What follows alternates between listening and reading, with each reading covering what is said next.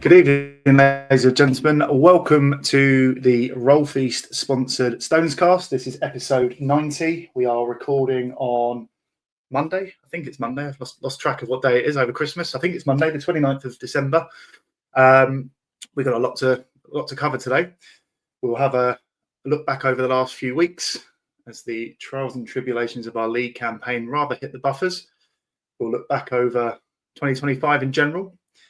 And we'll look ahead to 2026 with a tough run of games and a whole load of hopes and wishes that we may see come to light in 2026.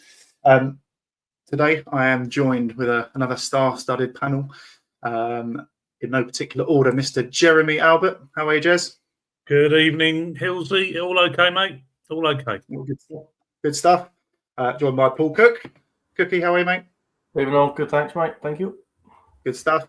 And making his StonesCast debut, I believe the fourth Rawal to come on StonesCast. Wow. Sarin Rawal. One would say the better Rawal brother. How are you, sir?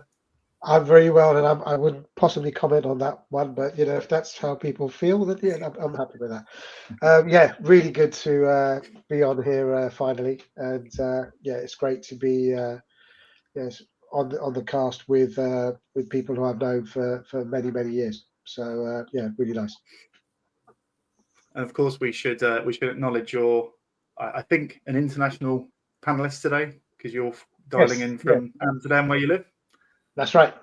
So I guess just a quick intro about me and my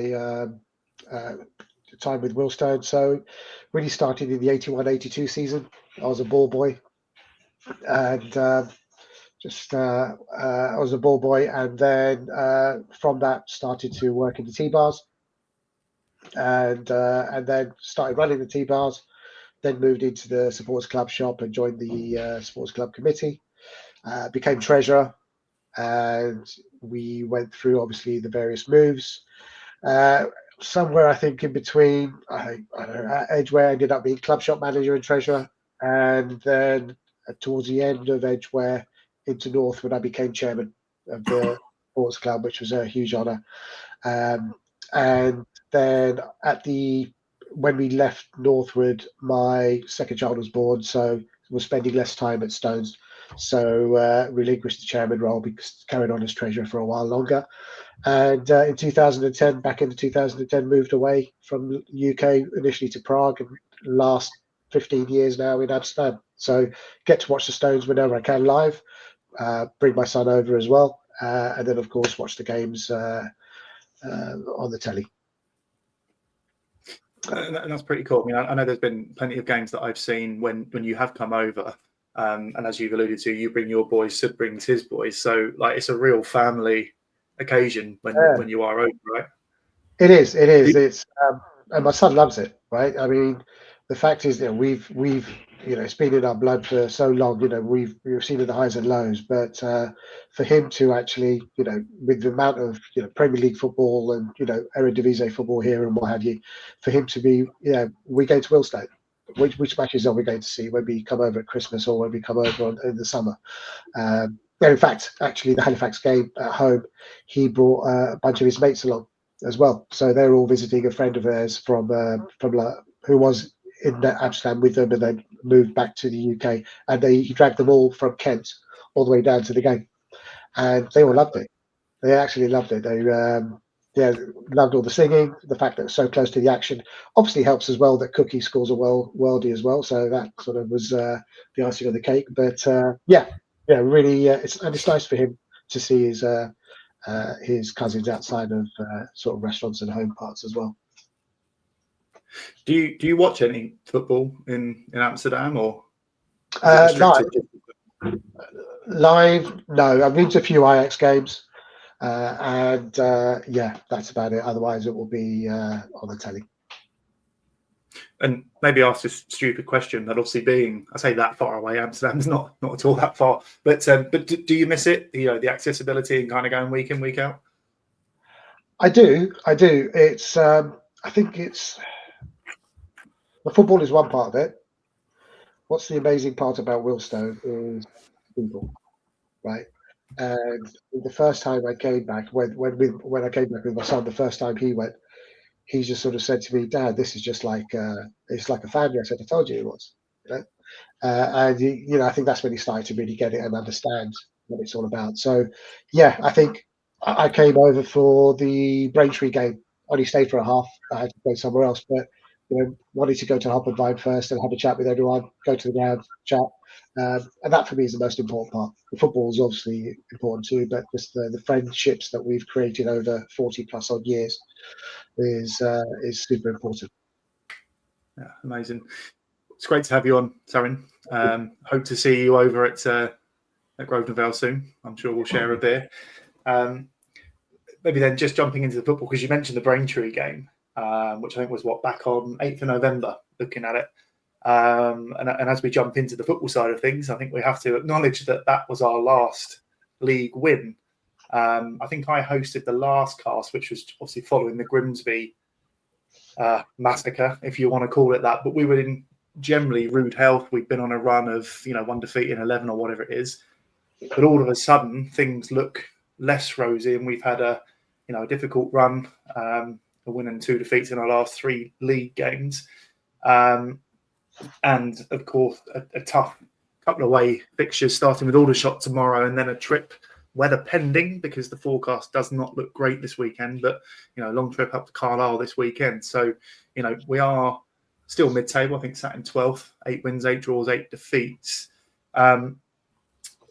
Jez, Cookie, I'm going to kind of bring you guys in here, because I know you, first of all, fair play. You've racked up the miles over the last few weeks, but if we just sort of focus on that run of league games, Truro, Halifax, Boreham Wood, we can go into each one in detail, but just kind of share your tribulations over the last few weeks and kind of what you're witnessing on the pitch.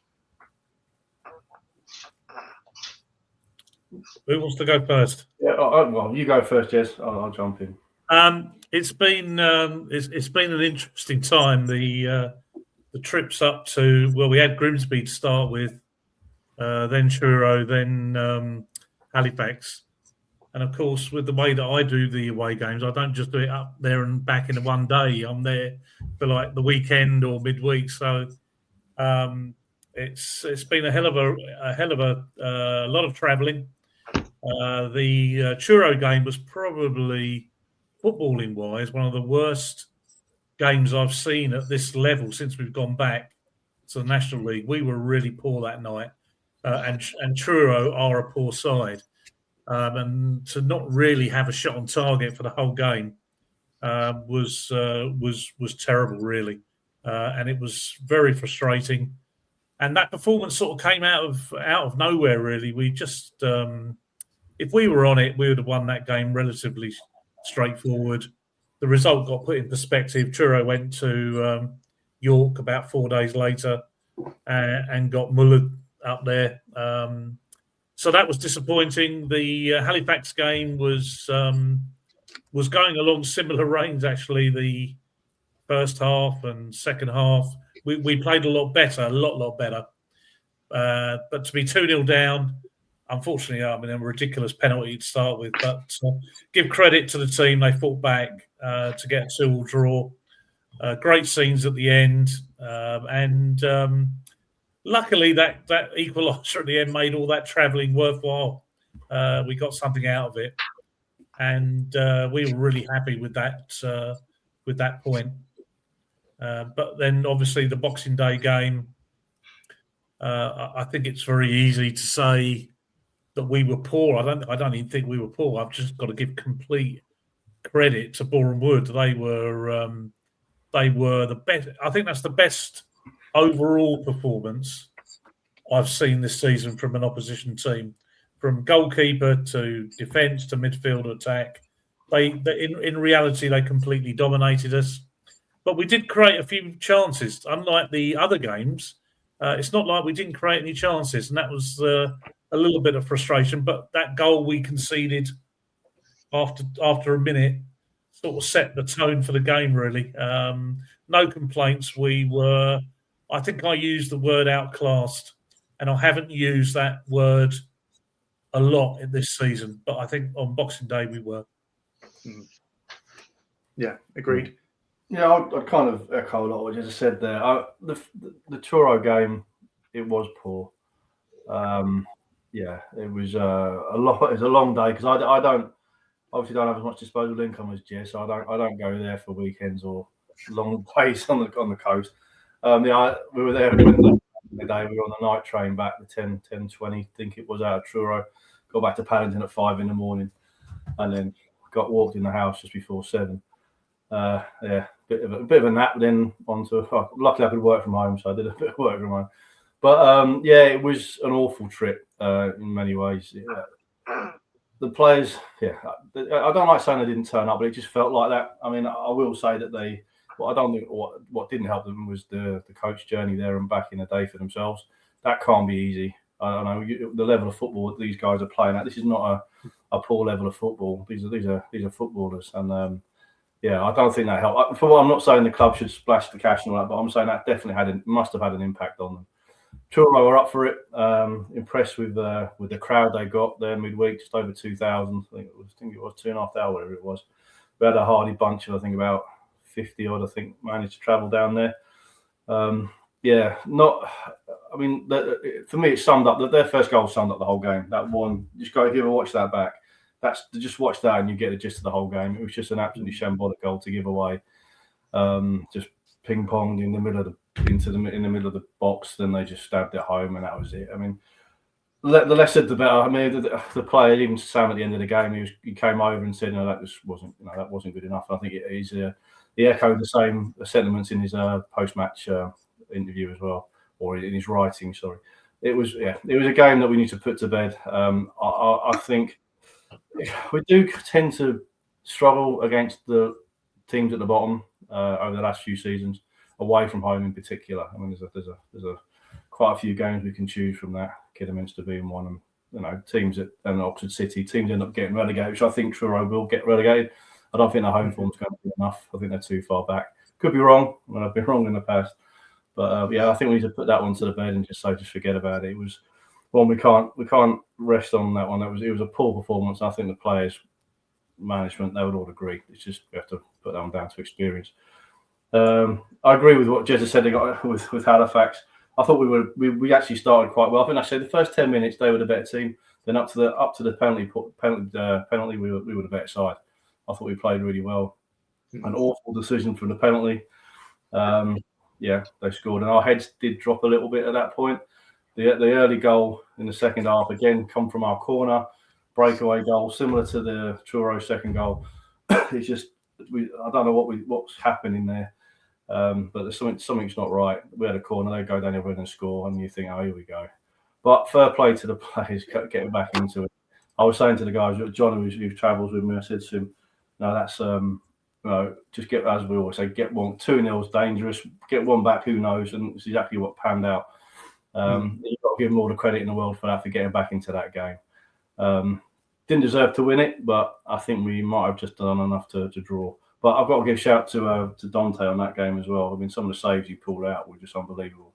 Another time this season where he's won us points or won us a point. Sorry, Paul, just on the Halifax game. I mean, Jez, you said about the scenes at the end, but let's not forget we so nearly lost it, having made it 2-2, because their guy went clean through on goal and managed to put it over. I mean, that would have been. Can you imagine? After getting yourselves back in after the Truro debacle to have then lost the game, which we thought because this was the first time we've been in the other stand for this game. Because every time we've been up there before, we've been in the main stand, but they moved everybody. They've moved all away fans following that a bit of some issues against somebody earlier this season. So they moved all the away fans into that far corner. So we could see that coming across and thought, oh, you're kidding me. Dom tried his best to hack the guy down and take one for the team, but he somehow missed. And then thankfully the striker bloomed over the bar. I mean, it was a shock. It was a shocking bit. I think he'd only just come back from injury or suspension, this player anyway. So from what I was listening to the manager after the game. So yeah, we'll take the point. And I think I think we deserved it. I really do. Yeah, don't disagree with you. Were you there, Boreham Wood game? Yeah, the Boreham Wood game. I think. I don't. Again, when we play teams that give us high press, we seem to struggle. I think it kind of hit home to me when we played Nottingham Forest of all time, the under-21s. I mean, they were superb, and they just harried us. They were pushing high all the whole game. We just couldn't play against it, and it kind of hit home to me that is an issue for us. And I think that maybe we'll get onto that later, but it was the same again with the precision, the pace, everything about Boreham Wood was they were brilliant. And we're right. We did have some chances. We had a couple of positions where we could have scored, but that's the issue. We need 4 or 5 chances to score, and we're only producing 1 or 2, and it just didn't seem. We were outclassed. I think the last time we were outclassed was probably Notts County, when someone turned up and actually just bossed us. Yeah. No, it doesn't help giving silly goals. That's got another thing. I say one thing about defending your own from our corner to back to our goal, but also defending those silly back passes and just giving cheap goals away. Football's about fine margins, and these little things make a huge difference to us. We're playing good teams in and giving them a head start. It's not helping us out at all. And I think that's part of the issues we're in now at the moment. It does knock confidence as well. Mm. Yeah. That's my concern, because what you just referenced there is for me a theme that's run throughout our National League tenure for the last 6 years about those fine margins, and we've often been on the wrong side of it when we've been down the bottom. It felt certainly for the first 20 odd games of this season that we'd progressed from that, and we were starting to be more clinical in front of goal and a little bit better at the back. But it certainly, if I can use this term, it's felt over the last few weeks that we've lost our mojo as a football club. Sarin, I know you don't see many games, but obviously living in Amsterdam, but from what you do see and the highlights you've seen and what have you, what do you attribute that to? What has suddenly changed that has brought this so-called downturn in form, and should we be concerned? Oh, I think I was doing a little bit of stat work beforehand.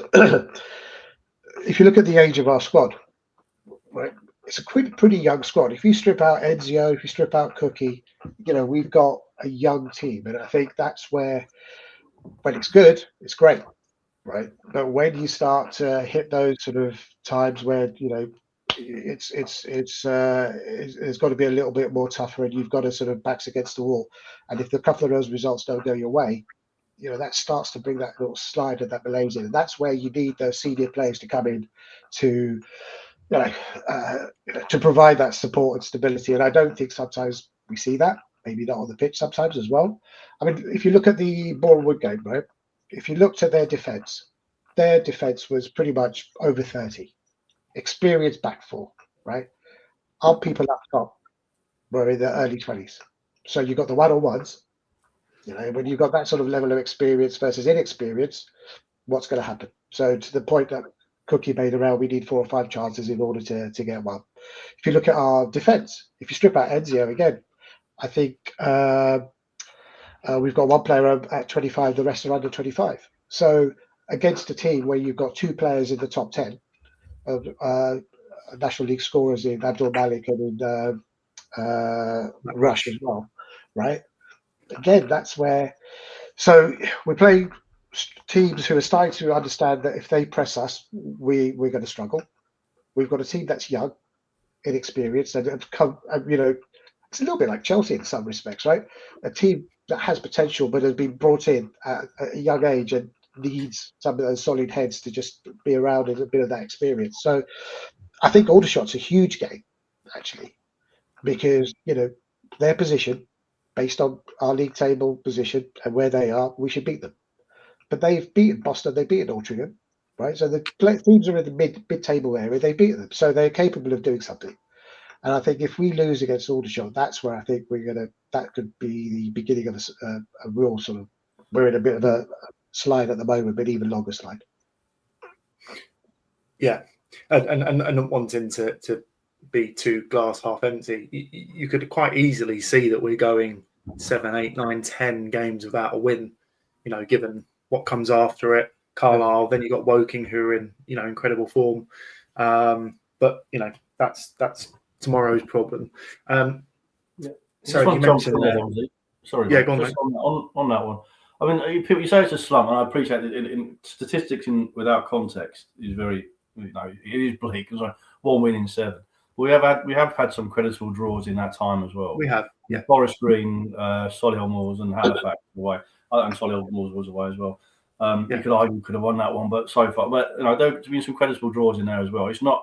I know what you're saying. It's fair to be critical. I do it. The Truro game, and then a 4-0 home defeat doesn't sit nice, and I get that. But I think just looking at it in the context of where we are, we want to arrest this before we do get. I know where you're coming, why you're saying this, but I think in the context, we have to understand we have had some good results as well. And the Boreham Wood game, right? We were up against the near top of the table side, gifting silly errors, right? Yeah. That's the thing. You said it, right? I think if you strip those errors out, we'd still have got beaten, but probably would have had that scoreline. So I think the key thing is that the teams have started to work out that when they press us, we struggle. So how do we change that? Yeah, and you're right, Cookie, because aside from what we're saying, that actually was our first home defeat since August. So certainly at home we've still been more than competitive, and as you said, some decent away points. But I think this is what I'm trying to really understand is has something changed, or have we just been on the back of an uncharacteristically poor performance at Truro and just being beaten by naivety and a much better team, and as you said, Jez outclassed? I think there's also a question there that there's maybe again a bit of a theme, I say developing, but we've seen it a few times now about how we've approached some of these top sides. I think back to the York game, appreciate that was away, but we were very aggressive in our press and how we tried to play, and we got hugely exposed when they did finally get through. I'm going to ask it as it is there a naivety, a rigidity, I'm not quite sure what the word I'm looking for is, but does Sam need to change something for some of these games, or is he sort of being stubborn in the way he's approaching playing some of these top sides? Jez, one for you. What I couldn't understand is the Truro game is that Truro are under immense pressure that night because in reality it's their home form that they've got to pick up on. They hadn't won for God knows how long, and we just didn't use our brains quite right. We should have really got the ball forward a lot quicker, put their defence under pressure. We were dilly-dallying at the back like we normally do, but we were even doing it in an even slower pace than normal. It's funny enough, the last 15 minutes against Halifax, we were going long, getting the ball on the wings quicker, and we looked a different side going forward. Why we didn't take that approach and get the ball forward quicker against Truro? We can't keep playing this slow, back, slow, because in the end, what happens is teams are quickly sussing us out. Boreham Wood sussed us out so quickly. Press, wait for the poor pass from Baptiste to one of our defenders, swoop on him, make him make a mistake, goal. We've got to get the ball forward quicker. I think we're a much better side when we're playing at pace and the ball is moving a lot quicker. Look at that last 15 minutes against Halifax. Suddenly, it's like we flicked a switch. Hassan down the left, Hutchinson down the right, both running at their full backs, and we got the ball to them quickly and we played at a lot higher pace. That's what we need to do. We really missed a trick against Truro. It was too slow, and we gave them all the emphasis to get that first goal. If we would have got the first goal there, put them under pressure, we could have ended up comfortable 2-3-0. And that was the real frustrating part there. It's really annoying to see this slow play all the time. We've got to mix it up a lot more. Have a look. The template was that last 15 minutes at Halifax. But you can't play the whole 90 minutes like that. So I think you're right. Mixing it up though. Yeah, it's too slow. I agree. I think one thing that I find quite noticeable, and it's very difficult to sort of quantify this, but I often find, certainly in first halves of games, that I don't feel we have enough players forwards, and I don't know if that is something by design, that maybe we're more conservative first half and we're more adventurous second, but I like it's almost like if you look at the average heat map, if you believe in such things of players. So like, I feel our strikers, they're picking up the ball on the edge of the centre circle or something.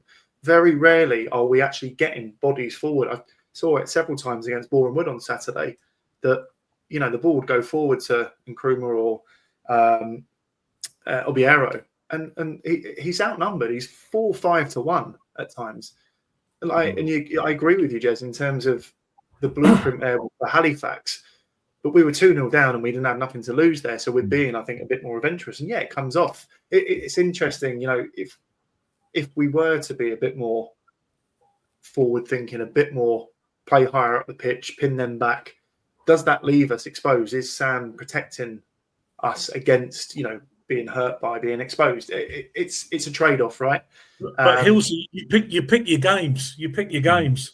You don't do it against Boreham Wood. You sit back a little bit. But against Truro, you don't play the same way against Truro as you do against Boreham Wood. You've got to somehow pick the opposition a little bit. But I think this is kind of my point. Is you say you don't do it against Boreham Wood as such, but we, to a certain degree, we kind of did it against York. You know, we threw 5 men forwards when they had a goal kick, and you know, sort of when we're going to match you for this, and then left ourselves exposed. I know that's almost a defensive situation as opposed to an attacking one.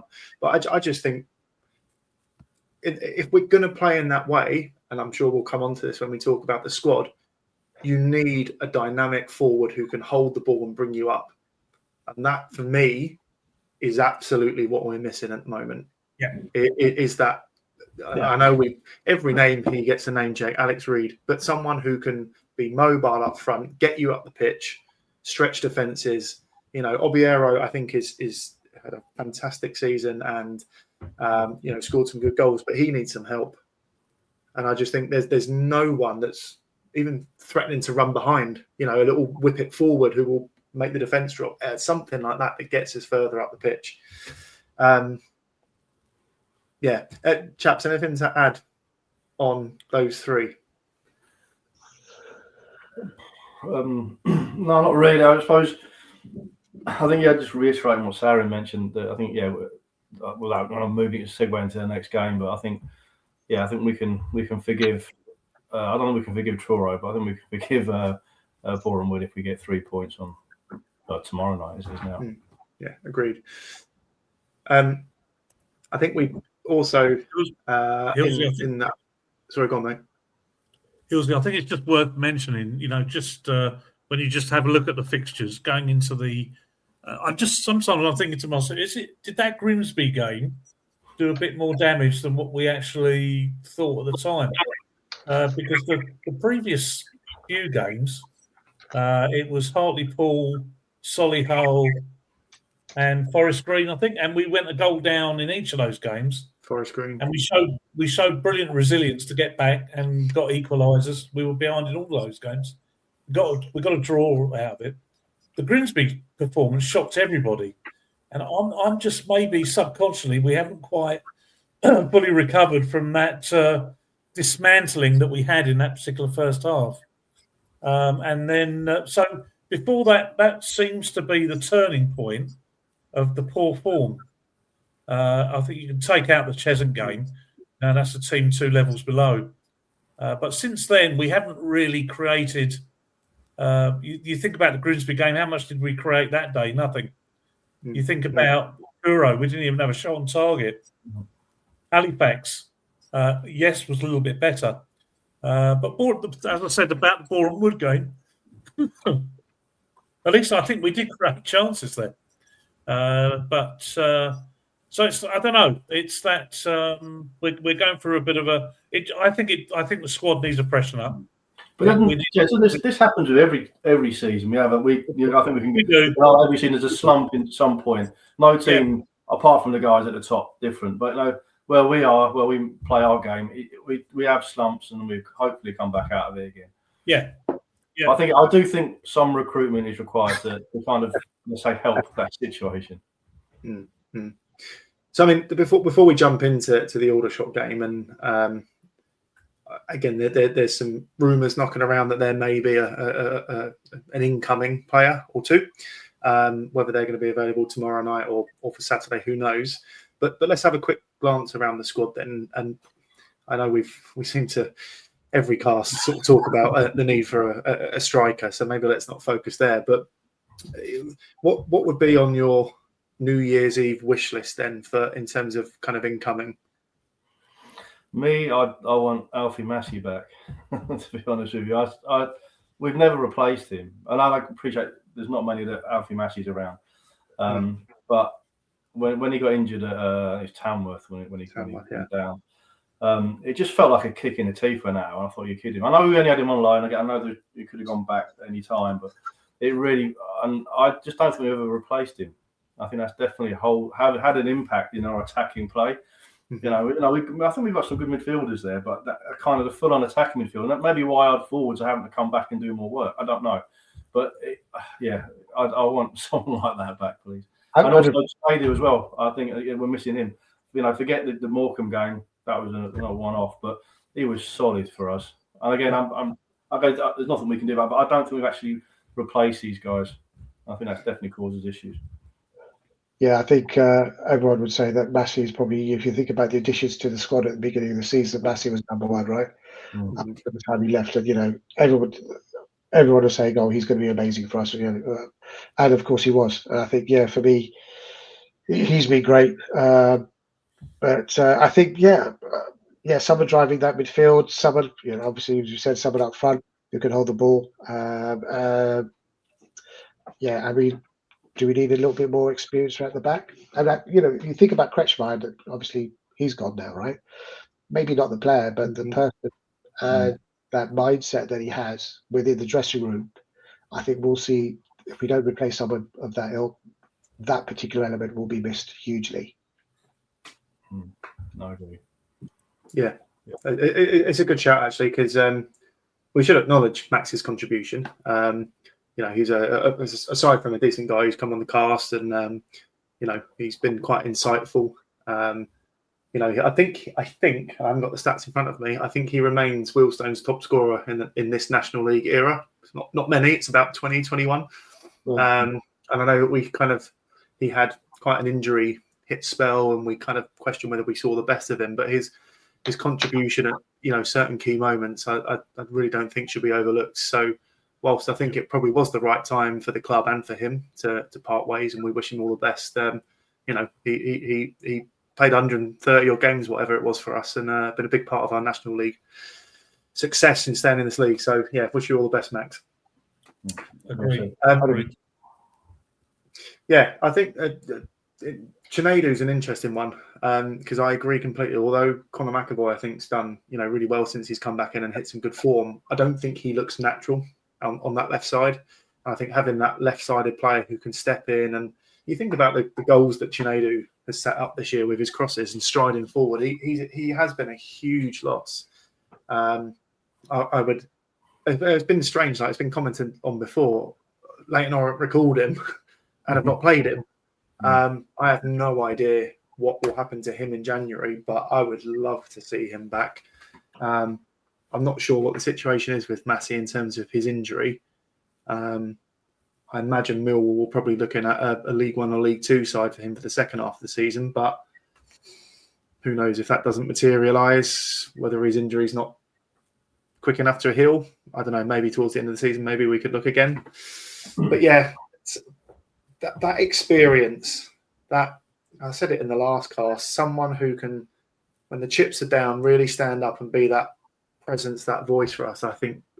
And if that could be a striker, I know that's not often a striker, it's usually a centre back or a centre mid, but I don't know. Yeah, Usually have a look at the two centre backs for Boreham Wood on Saturday. Bush and Reynolds, both quality, both full of experience, and they are. I kept a close eye on them, and they're talking the whole game. They're just, and that's a key component. the budgets are chalk and cheese between ours and Boreham Woods. We understand that, and we understand our limitations. We've got to get a bit more creativity in our midfield. That's I think our midfield is a bit too samey. They're all pretty much the same players. Yeah. I use the term X factor a lot. The only one I can see that we've got any sort of an is Hassan when he comes on with 20, 25 minutes to go. And that's all we've got. So we're lacking that real game-changing type player. We know that we're short up front. Even though we have over the course of the season, we have scored quite a few goals. But we just don't. Sometimes we just don't look threatening, and we're going through one of those spells where, in games, we're not looking that threatening. In the last 3, 4, 5 games, it just needs an injection. Maybe 2, 3 players, 2 maybe loan, 1 permanent. I think that's what we need just to get us through what is going to be a bit of a challenging time.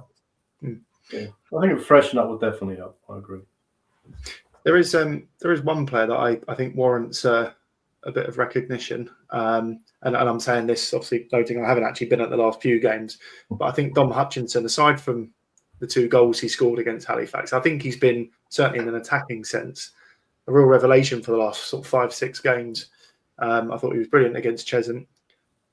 Set up a couple of goals, scored a couple of goals. I think he's really finding his feet.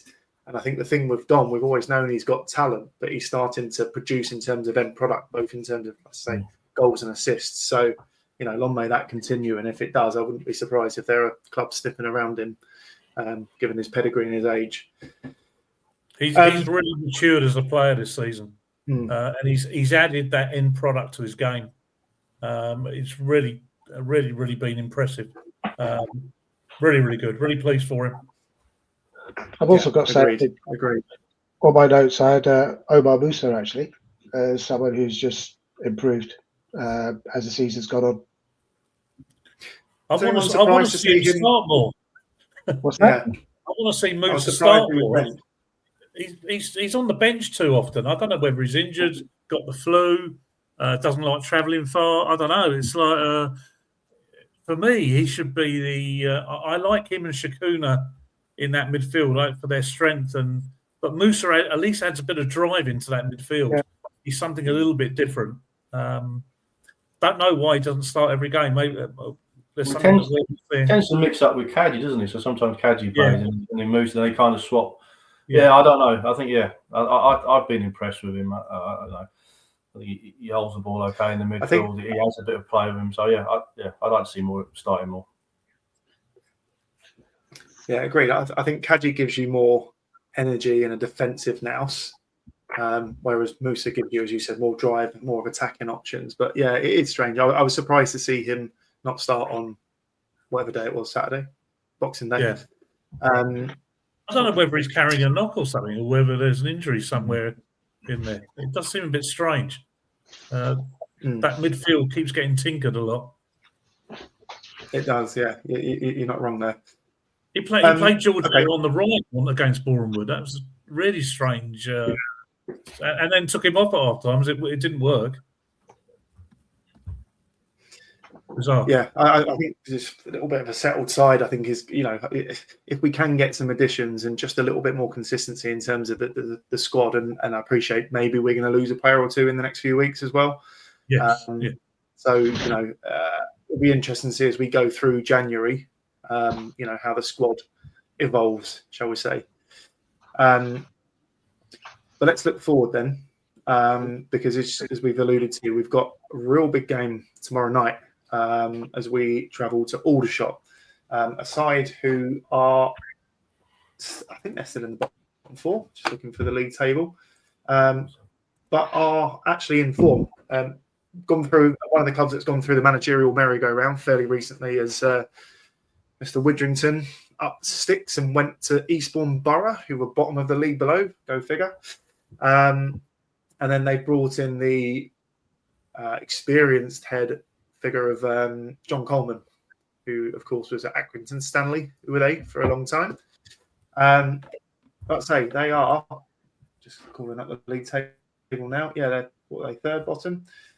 But as you look at their most recent form, they got a tonking at York, but most people did. And since then, they beat Aldringham, beat Boston, and drew at Sutton on Boxing Day. So unbeaten in 3, starting to find a bit of form. But as we said, still sat 21st, fourth bottom of the league. Sarin, I think you kind of said, just purely based on league table, with us sitting, 8, 9 places and 12 points clear of them.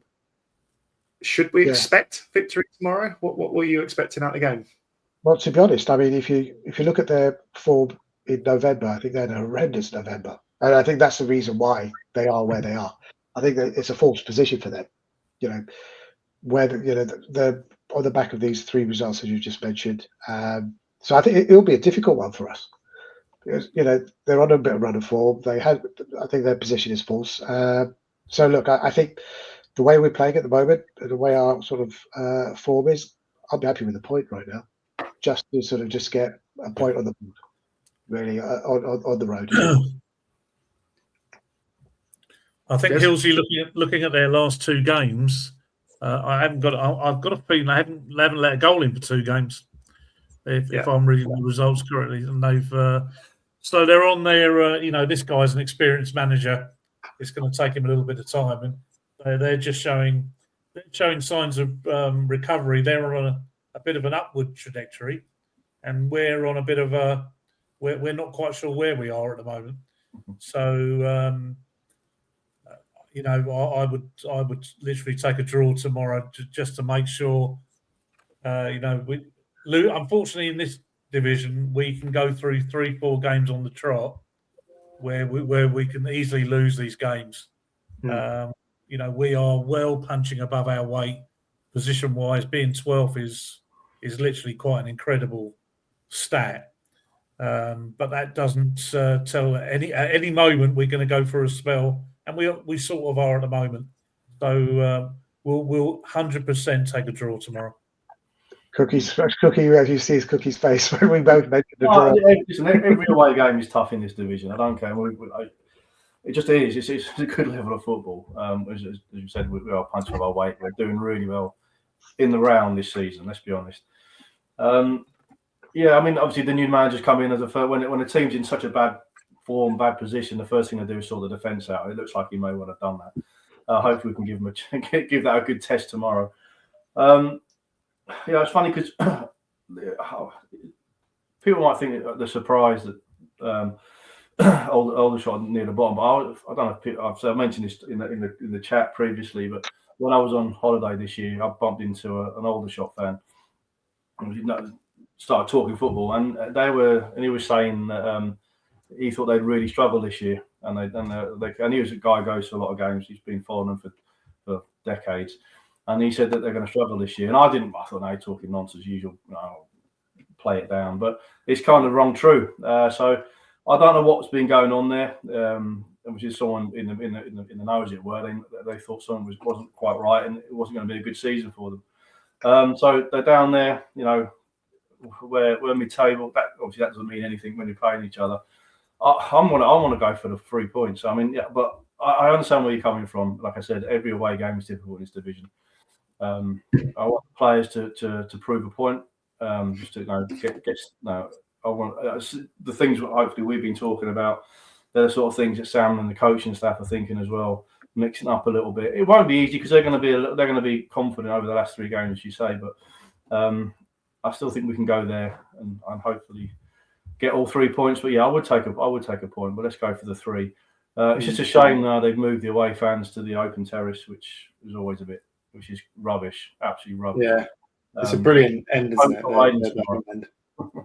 But it's from a really good away end. It's gone to one of the worst in the league.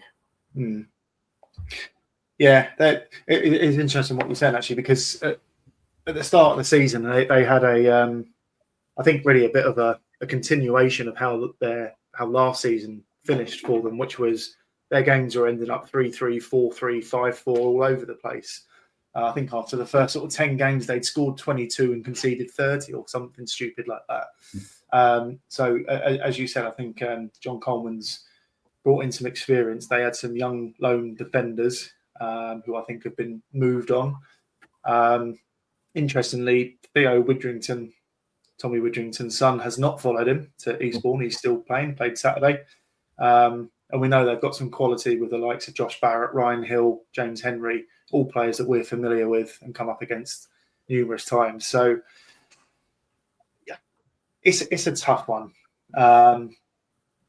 because for me it's a very winnable game. And had this been Wealdstone with mojo, Wealdstone of October, November, I'd have felt confident of going there and getting 3 points. Definitely. It kind of feels like it depends which Wealdstone turns up. If it's the one that we've seen at Truro and what have you, then happily take a point. Who knows? Maybe we may see a signing or two in the next few days, and let's hope that gives us a bit of impetus. But I think I go to Aldershot tomorrow with some hope, but perhaps not expectation of 3 points. I think until we see some players coming in, I think it's going to be a case of just try and get what you can. Yeah. Okay, and then what was that?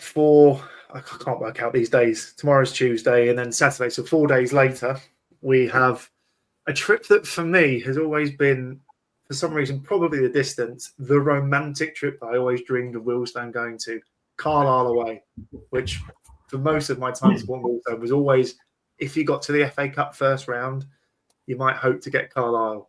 The idea of us playing them in a league game is just, for me, like, I'm so excited by it, but I'm also devastated that the weather forecast does not look particularly friendly. I think we've got some snow and the temperatures dropping over Friday night. I spoke to a couple of the guys who contributed to our pre-season preview, and they said the groundsman, he's great up there. They've got some good facilities to get covers down and stuff, but if it drops to sort of -3, -4 as it suggested it might do, then who knows? We'll leave that aside. First of all, who's going? Yeah. So I'm assuming you'll not be venturing from Amsterdam. No. Although I think it's doable. I think it's a flight into Newcastle, right, or something like that, or you get a ferry. You're talking yourself into it? No. I think might have it's easier to get to from Amsterdam than it is from Harrow. Yeah. I might have a few questions at home if I was to go. Right, I'm off for the weekend.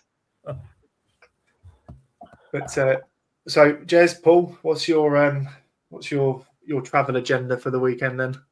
Well, I'm taking a break. Me financially is broken at the moment. So Carlisle's one too many for me. So Oh, wow. I missed. I didn't get anything organised, and it's now just way the logistics of it have become too much. And I've put the mileage in over the last couple of weeks or so. So financially, it's taken a bit of a hammering.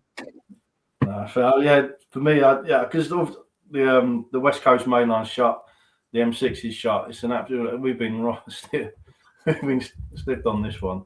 So I'm going by Newcastle, so going east coast to Newcastle and going across. But we're staying up there on a Saturday night. There's no way of getting back. So it's some really cheap hotel in the middle of Carlisle. But I don't know what it'll be like. It took a bit of planning, but I just hope he's on. I just go because the alternative is midweek up there. So that's if we have to do it, but I'd rather get away because I just whenever this is played, I don't want to be downbeat, but I don't really have much hope. Listen, they're a good side. They are a good side, yeah. Did lose their last home game to the informed Woking, and got beaten by Boreham Wood. So they lost a couple of games, lost 2 of their last 3, and then comfortably beat Gateshead. I think they took, wasn't it 4,000 fans to Gateshead on Boxing Day?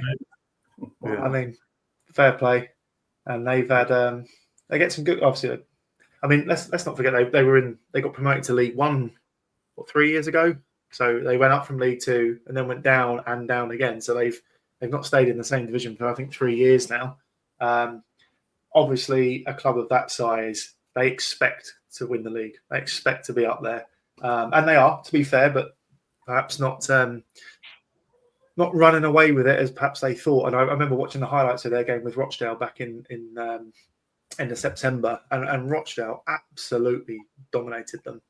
So they're a good side, and they've got some very good players. Obviously, the likes of Regan Linney. We know he's one of the top strikers in this league. Con Clark, I think, is injured. He's out, mate. Yeah, out for a few weeks. Yeah. But the quality they've got there, Armstrong, I think, who scored the goal against us back in August, he's a good player. Junior Luamba's been scoring a few goals, and it's interesting actually looking at Regan Linney. I don't know if he missed a few games, but he scored at Gateshead on Boxing Day, but that was his first goal since the start of November. So the goals have dried up a little bit for him. Watch him score a hat-trick now, I've said that. But it feels like it's perhaps not the worst time to be playing them. But yeah, I think, if the game goes ahead, I think anyone would bite your hand off for a point, or perhaps even not much of a drubbing. But it's the hope. You've taken the short straw, aren't you? You're driving the minibus, aren't you? Yeah.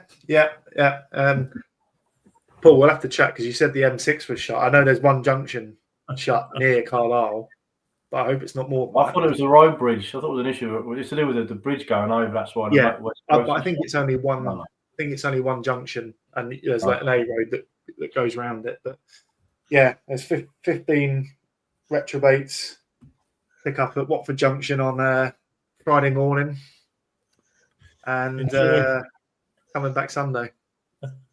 Yeah, you can't possibly beat the weekenders. They are the best. Wow. We were chatting actually in the group because I kind of threw out the forecast and said, like, this is going to be a disaster. And a few people said, what's the problem? It's the football that always ruins the weekend. But for me, no football, for me, the football remains the centrepiece. Yeah. And even though we'll probably get tonked, I will go there with some belief and some hope that we might do something amazing. The day that goes for me is the day I stop going to football. Mate, take the pass out. You got to pass out for a weekend away. Just do it. Doesn't matter about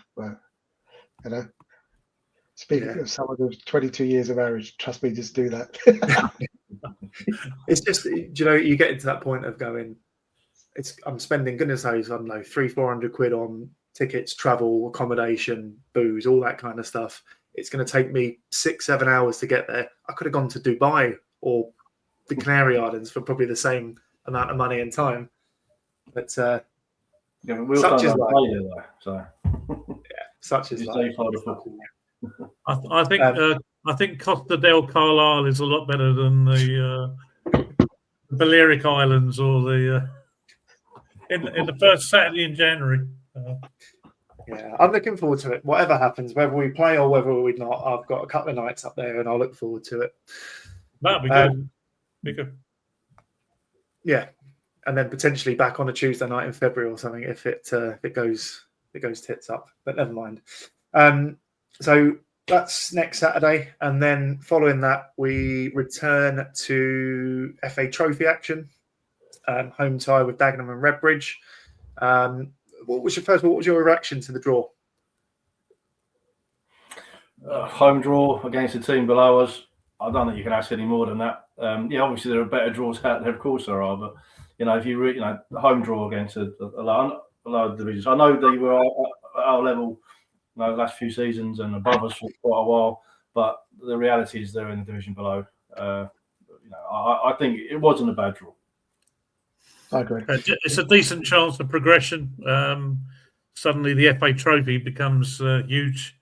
As Aldershot found out last year, there's a huge opportunity because I think about 10 or 11 of the National League clubs are already out. Yeah.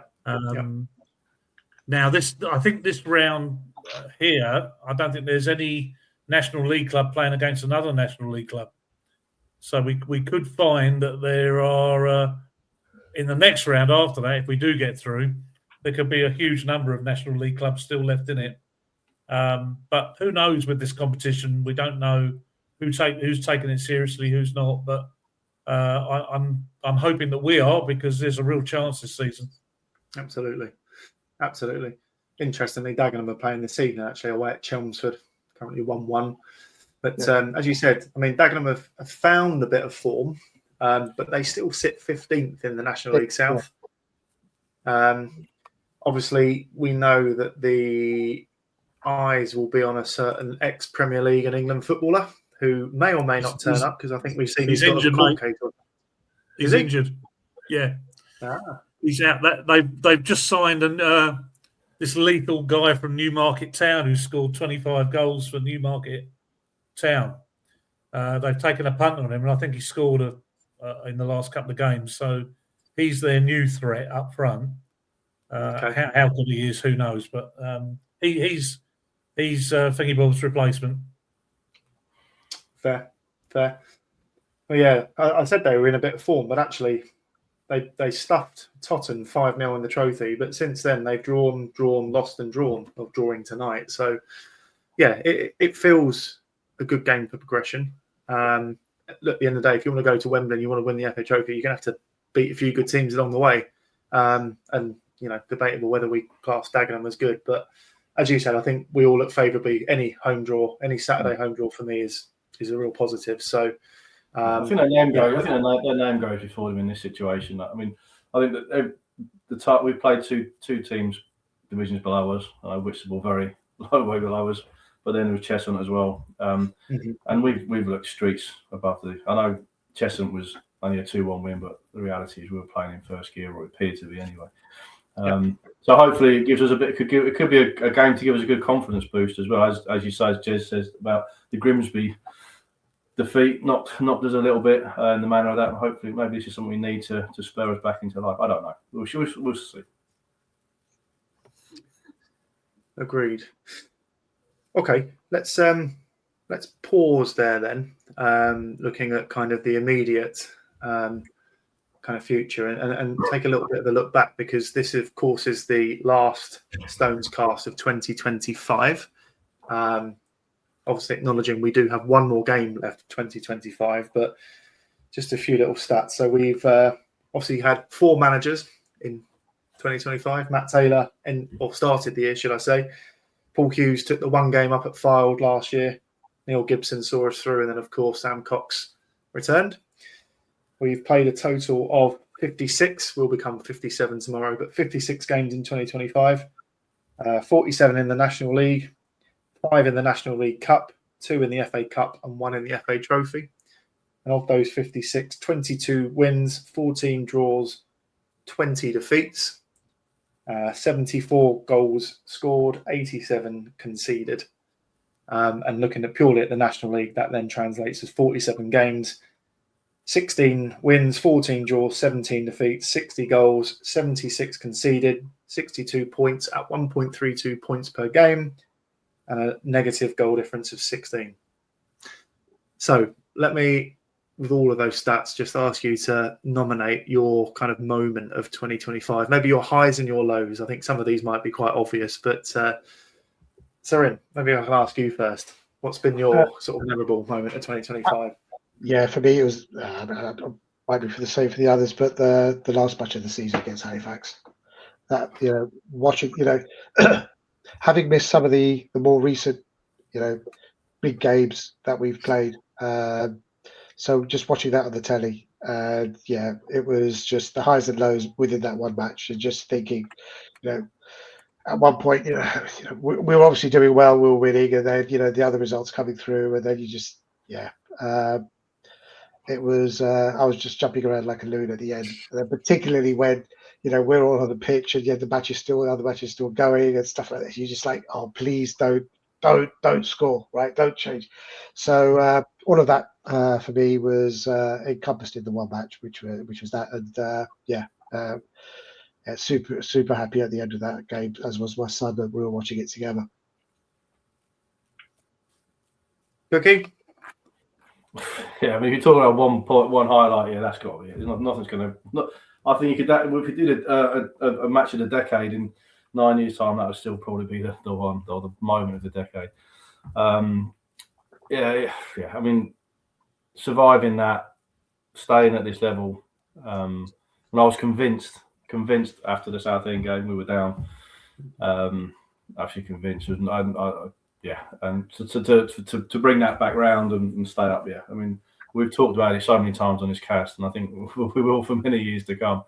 It was one of them moments, and to steal a phrase from Jez, hopefully that's one of our sliding door moments, and hopefully that is really the springboard into the future, alongside the lease and the new ground, the investment, blah blah. But that really, hopefully we can look back at that as we look back at the Dulwich game with great fondness, and how that put us forward as a football club and helped us grow. So that for me, it's got to be. There's nothing else it can be. There's been some good points this season, some great points this season as well. Do you want to go? I mean, I've just got some points here. I said the Sutton game at home, the 2-0, we're 2-0 down and come back to win that. The Brackley performance away really was probably the best performance of the season. If we can kind of copy that tomorrow, I'll be very, very happy, because that was an almost perfect game of football. Halifax, as Sarin said, that was the one. Jez? I'm going to make it 3 in a row. Just to add some extra detail to that Halifax day, the implications of going down. Actually, I'll take it back 1 week, because I think, Hillsy, you mentioned the low point. And I walked out the Southend game a week before. I remember walking to the station thinking, I looked around and thought, I don't think we'll be coming back here in a quick turnaround. That was a really low point. I thought we were down when we came out of that ground. Then obviously the bank holiday Monday, the way it all unravelled, fabulous day, absolutely fabulous. Really, a surprisingly extremely high crowd, which made it an even better atmosphere. The team wrapped the game up by half time, and then we obviously had that nervous wait for the Dagenham game to finish. One of the saddest bits of the game was me trying to climb over the fence to get onto the pitch at the end of the game, having negotiated plenty of fences over the course of the years. At the age of 57 now, I couldn't quite get my, in Brian Johnson style, couldn't quite get my leg over. So I had to walk through the tunnel area to get on the pitch. I'm thinking, God, I really am showing my age here. But we had a great day that day. And obviously, a real highlight off the pitch is the arrival of our new American investor, who's hopefully going to take us to a different stratosphere. A huge day for the club. Again, I sat in that clubhouse where we voted on it, and again, without reminiscing too much, I've sat in that hall, attended about 50 million meetings. Most of them have all been very depressing.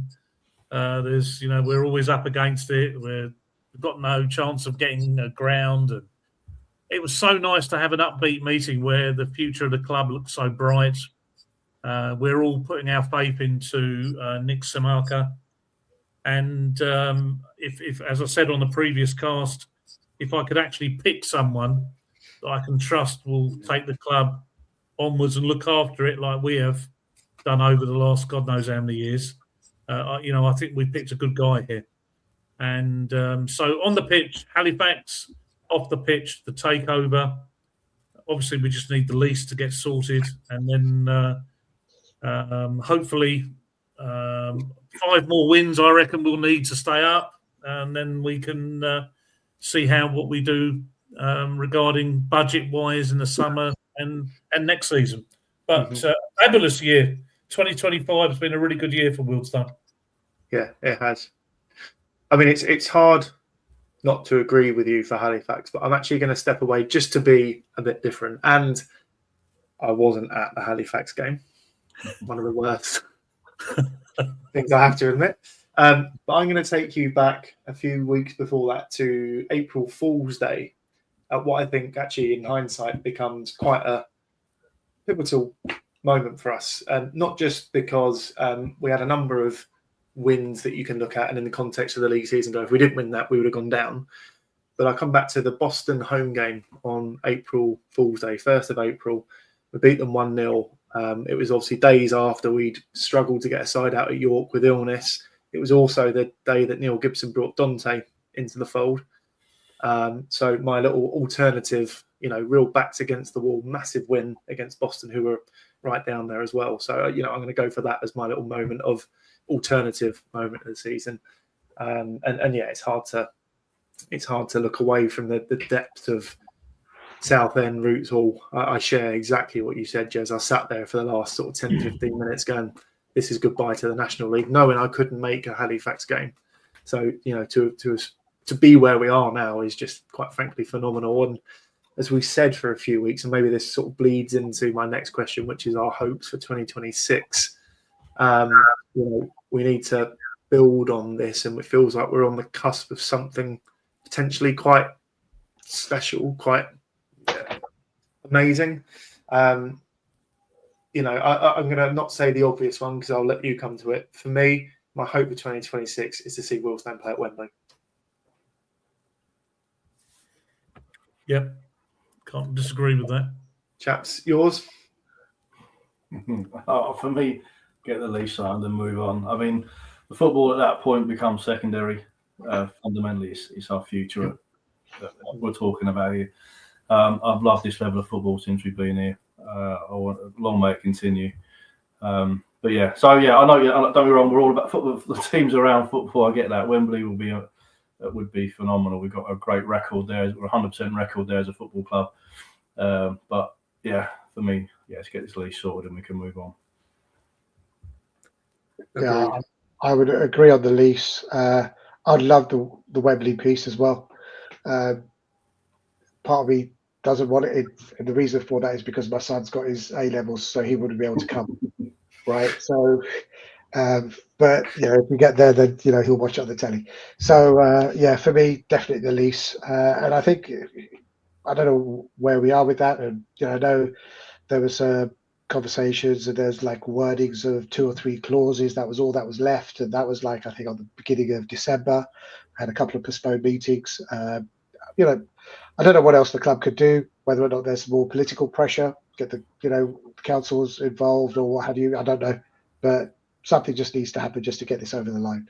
Whatever it takes just has to happen. So I don't know. It's just a very easy thing to say when you're not part of it. But I don't know. Everyone's tried to do their best, and it's not always easy when you're up against it with people on the other side who don't want to play ball. But that links to everything, right? That links to Nick Samaka's investment, leads to our future, and how we progress. So and just to your point, I think listening to Nick on the StonesCast actually, just comes across as a great footballing guy, someone who's just passionate about it.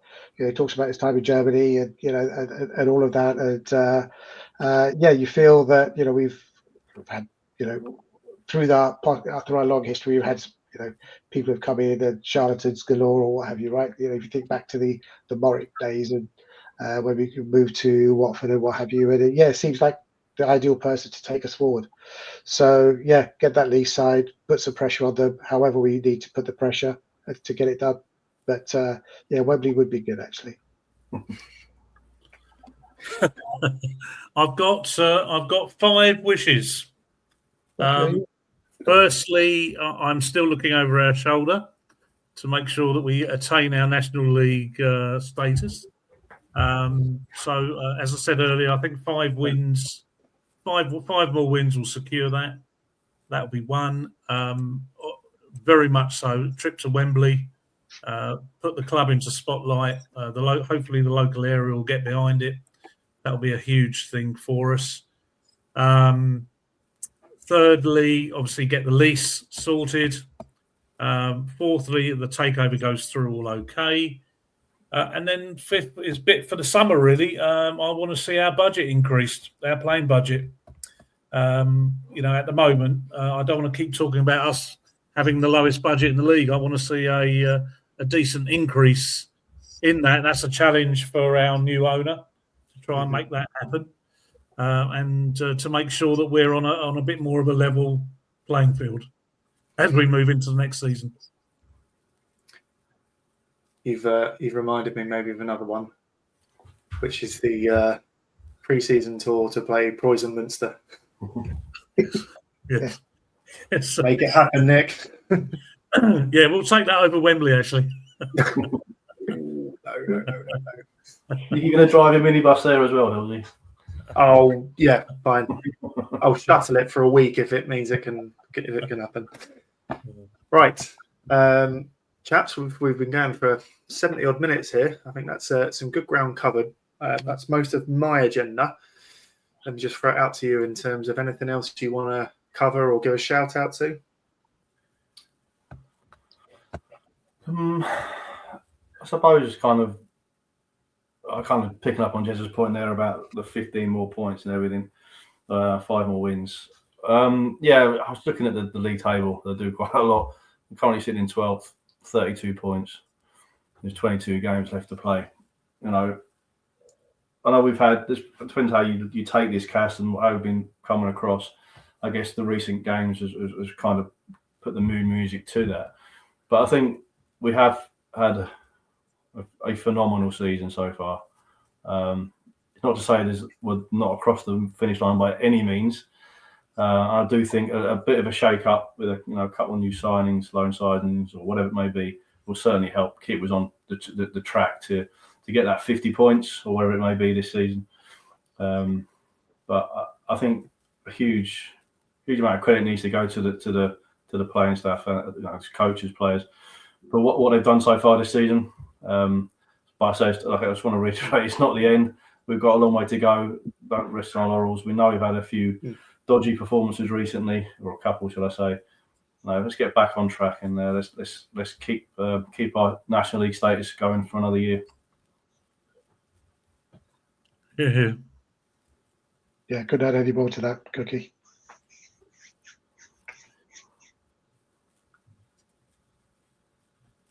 Absolutely. And I know I can be quite half glass empty sometimes, but I think it's more just there's been a check of momentum, but I've got every faith that Sam and Steve Boone and the board will be doing everything they can to make sure we get ourselves back on track. So, I think it's fair.